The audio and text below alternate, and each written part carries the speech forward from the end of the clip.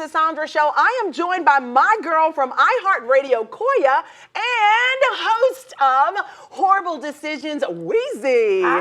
Hello, ladies. Hello. Hey. How y'all doing? Great. How are you? I'm fantastic. You're fantastic. I am feeling as vibrant as your outfit. Oh, I love it. Thank you. I was trying to get on some of that color from your shoes. What was that? Yes. So listen, now this is one of my favorite segments on the show where we talk about fashion, entertainment, movies, and lifestyle. And what better people to do it with than Koiya and Weezy. So cheers. It's 5 o'clock somewhere.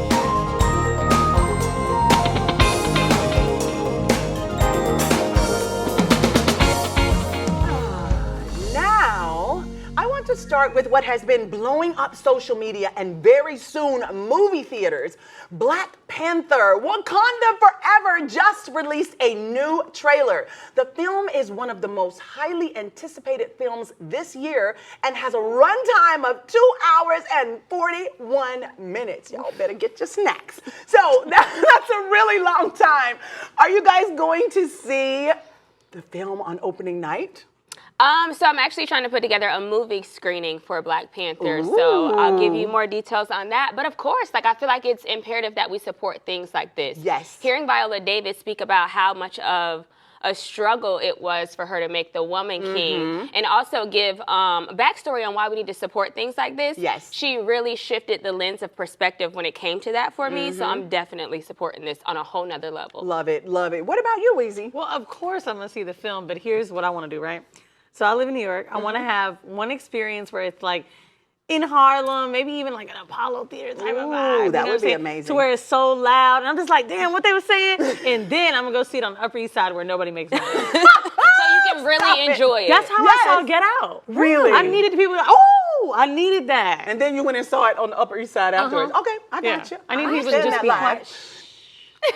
Listen, so one thing I want to talk about is relationships in Hollywood. Y'all, we all know what happened with Nia Long, unfortunately, but now another celebrity couple is deciding to go their separate ways. Tia Mowry recently announced that she and her husband of 14 years, Corey Hardrict, will be divorcing. Hardrict also recently shut down rumors that he cheated on Tia via social media, writing lies. I don't know if I believe that. What do y'all think? I think their love story is just so interesting. I don't know if a lot of people know, but like they were at an audition, and when they left the audition, Tia saw him walking to the bus stop and offered him a ride. And it kind of like the rest was history kind of thing. So their love story is really beautiful, right? Because Tia was already on. Tia or Tamira? Tia. Tia was already on, and he was kind of like up and coming, trying to. So she was established. She had Tia, Tamira, all these things. So most women in that position would probably look at him and be like, nah, he can't really get with the vibe. But for her to look at that and to see something more in him, and then fast forward to 14 years later to see their love story end, it's just kind of like, oh my gosh. You know what's the sad part for me? It hurts. Out of the two sisters, it was the black couple. So wait, let's acknowledge that they're both black.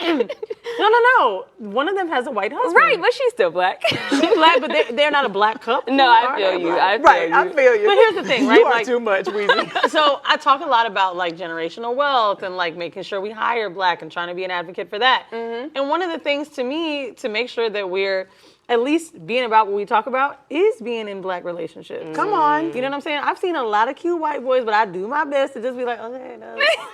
Because I know that like being able to pass things down to your kids, being able to keep strong family values does mean having black partnerships. Yeah. So it did make me sad to see that this was the couple that broke up. Yeah. Most definitely. And do you think there's any way, is there any kind of reconciliation? Did they even say why they're getting divorced at this stage in their lives? 14 years? Yeah, that's a long time. Like, I would be like, tried. can we go to counseling, honey? Can we do something? And they look so nice together. They look, I mean, and they were a lot of, and I try not to have couples goals, but they were a lot of black people's couples goals. So unfortunately, anytime you see a couple like that split up when they are considered goals, it's heartbreaking for all of us. But you know, one thing we have to do too, I think we pity women a lot when we see them get single. And a lot of times, you never know. They might be happy. They could have been there, putting their foot down on something. Yes. There's so many times I've been in bad relationships where I kind of stayed in it for the sake of the relationship. But at the end of the day, people feel sad for me when I'm single. And it's like, I really let a terrible partner go. Yeah. Right. So be happy for me. Right. Yeah. Right. A lot of women aren't strong enough to do that. And especially being a public figure, it's got to be hard. Well, when she tells her story, I hope it's one such as what you've said, and we can just cheer her on and be so happy for her that she's out of Same. it and moving on. And we wish him the best as well, you know? For sure. Woo! Hey, so guess who is also in the news again? Y'all know it is. Yee! Am I saying it right? Yay, yee! Do it even matter? It don't matter at this point, y'all. This story is crazy. Kanye West is receiving heavy backlash for wearing a White Lives Matter shirt. Earlier today, in fact, the mother of Ahmaud Arbery commented on Kanye's behavior, saying it helps to legitimize extremist behavior. Come on now. What's up? We know he's crazy, but y'all, this takes it to a whole nother level. Whatever the extremist behavior could be, because a lot of white people say that when we wear Black Lives Matter stuff, whatever. The larger issue is Kanye wants to be such a genius or whatever. White Lives Matter is a neo-Nazi group. I mean, yes. It started, like 4 years ago? Yes. So, I mean, maybe do a Google before you decide to be so dumb as to put that on a shirt. And then to join forces with somebody like a Candace Owens who... Oh, my goodness. Who has done nothing but For try the to tear country. the black community down Correct. is like... I read something recently where a girl said, every time I see a video of Candace Owens, I want to put Vaseline on my face, call my cousins, and go get her. I feel the same way. And it's hard because Fox News and right-wing media is so excited to have an example of somebody like Candace Owens because they're like, we have someone eloquent and black and Correct. educated who also is on our team. And it's very difficult. And I think what Kanye doesn't realize, well, we also, I'm a huge Kanye fan, Oh, right? whoa. Back it up. Did you say was?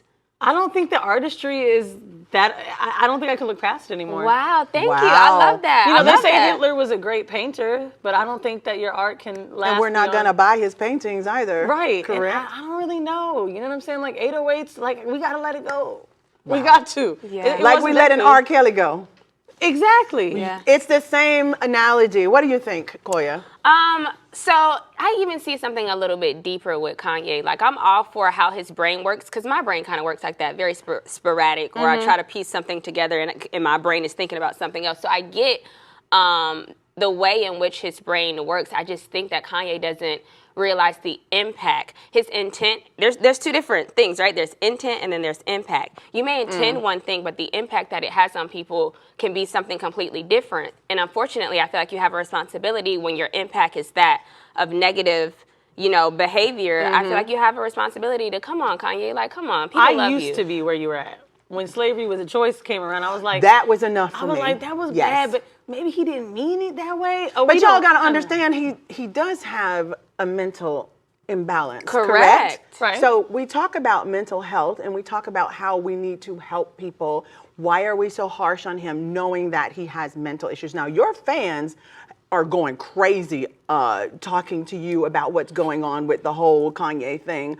What is your thought or your overall fan view base thinking about this? I mean, my demo is like 28 to 38 ages for black men and women. I don't really have any fans that are in support of this, to be honest. But like, when we talk about manic things or going through bipolar disorder, whatever, go post a naked picture like Britney or something. We ain't asked Every you to day? get your, what did they have, the tiki torches to start rocking with the white people like Correct. that? We don't get it. And don't speak for us. But wait a minute, my thing is that they think that he and Candace Owens do speak for us. Yes. And the reason they will pick someone like a Candace and think that, oh, she represents black people, if you're really listening, we don't agree with almost anything she said. Like, we don't agree with her, but they still put her there. And what is it for? It's not for us. It's for their audience. It's for the white audience to say, oh, there's a black person I don't that even we think can it's for the relate white to. audience, though. What is it for? I really hate to admit that You think it's for us? No.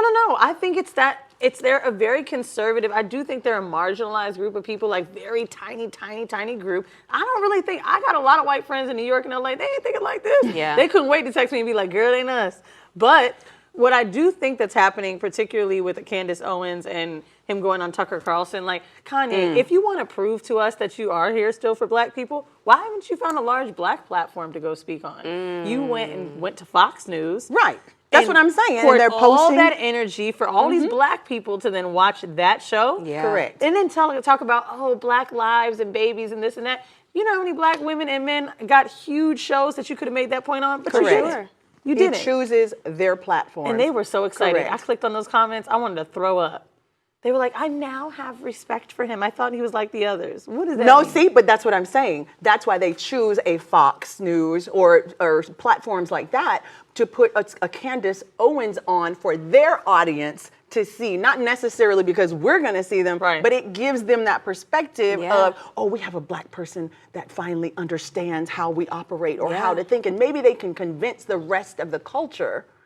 No? The problem with Kanye and Candace is they think white ice is colder. And you've got a billionaire, right? Yes. Kanye is a billionaire. Do you know how much more you could be doing to enrich our lives and empower us? And instead, you took your stupid butt on Fox News. Don't make me mad today. We was having fun. we were having fun. We're trying to just, listen, that's all we have for now. It's been so great speaking with you, ladies. Thank you. Weezy and Koiya.